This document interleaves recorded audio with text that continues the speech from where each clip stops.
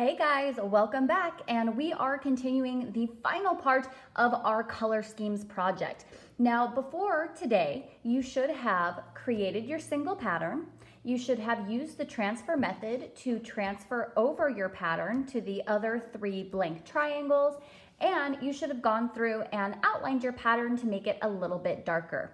So now what we're going to do is we're going to practice coloring in each individual triangle of pattern with a different color scheme. So you can see for my first example, I've created a complementary color scheme. So I've just kind of quietly labeled in the corner one and labeled it over here. So I know that one is my complementary color scheme, right? And for this one, I used blue and orange.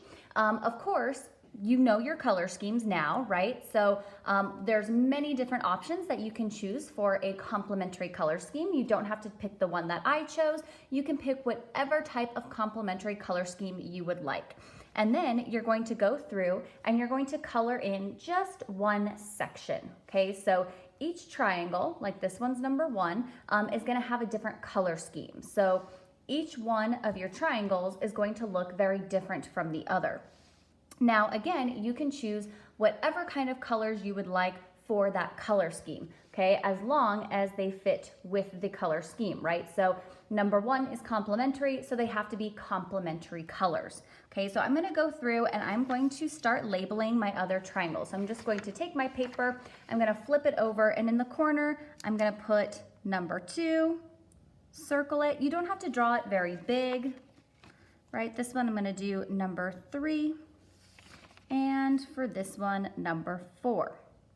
Okay, now we talked pretty much about four different color schemes. So we talked about complementary, okay? Number two, we're going to do monochromatic.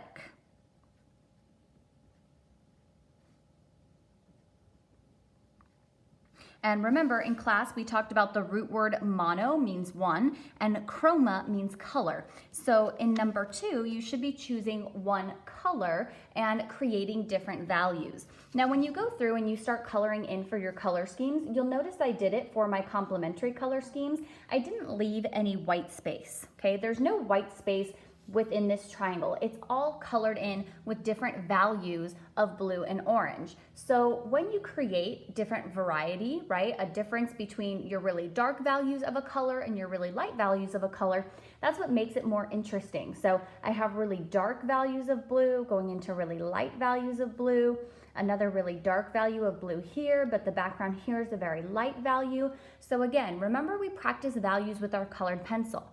If you want to have a really dark value, you want to make sure you're pushing down and applying a lot of pressure on your pencil. However, if you want a very light value, like we see for this blue here, you just want to make sure you're not pushing down as hard. So I want you to practice that skill of your value shading as you go through and fill in the rest of your triangles of color schemes.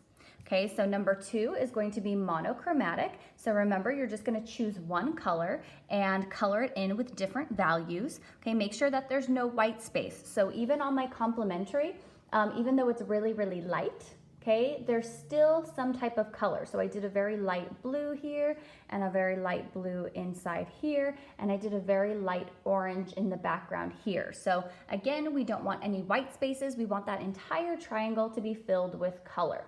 Okay, so your first one is going to be a complementary color scheme. Your second one to the right is going to be a monochromatic color scheme. The one at the bottom, we are going to do a triadic color scheme.